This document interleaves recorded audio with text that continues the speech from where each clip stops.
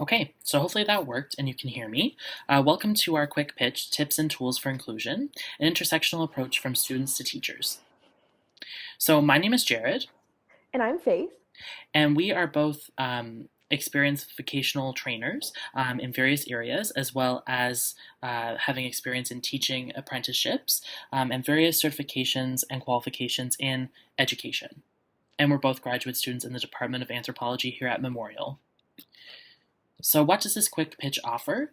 So, as you've seen in the advertisement for this quick pitch, we're offering small tips and tricks that will help you address the ableist nature of academia without fundamentally changing your course materials and layout, under the notion that accessibility is essential for some but helpful to all. So, what have we learned? So, from our experience, in our life path, we have some tips and tools to add to your course and some tips and tools to consider removing from the course. So the first thing to add is selectable PDFs for readings. So you'll see on the left-hand side that this is a poor example of a selectable PDF because it's in fact not selectable. You can't highlight any of the words or sentences, just a chunk. So that means that it cannot be read by a screen reader. Whereas on the right-hand side, you can select sentences, an individual word. This indicates that it can be read by a screen reader. So I definitely recommend having selectable text for anybody or anybody in a course who has students who struggle with reading. And then the next thing to add would be follow along and fill in PowerPoint notes. So you can see a student copy here that has keywords omitted, whereas the instructor copy has the keywords included. So it helps, in my experience, both using them as a student and giving them as an instructor. It allows students to engage with keywords in their lectures as opposed to just passively taking notes and trying to follow along. And it's especially helpful for people who struggle with the mechanics of writing or visuospatial processing. And this can also be used in a seminar-style course where you have just key points of discussion. Say every student brings one to class, and you have it written on the board or in a handout, and that helps keep the course on track. So something we recommend advising is attendance grades. A lot of attendance policies actively penalize students for not being able to attend classes. And I can't tell you how many students that I've met that would have otherwise been successful that either had to drop or failed out of a course because of attendance policies.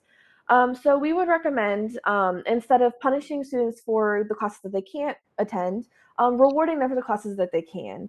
And then also doing things like midterm check-ins, where you get active feedback from your course while like the course is going on, and then students also get rewarded for engaging with material. Another thing we would recommend adding is student-directed evaluation methods. So when applicable, what we mean by this is basically giving students the options between, an essay or a handful of short answer questions, or, being able to choose between a handful of essay topics for their exams. So this allows students to not only play to their strengths in the course, but also be a lot more proactive and particular in what they're studying for these exams. So they're not just memorizing a bunch of information and then completely forgetting it the moment they walk out of the exam. And so something else that we would consider revising is excessive assessments.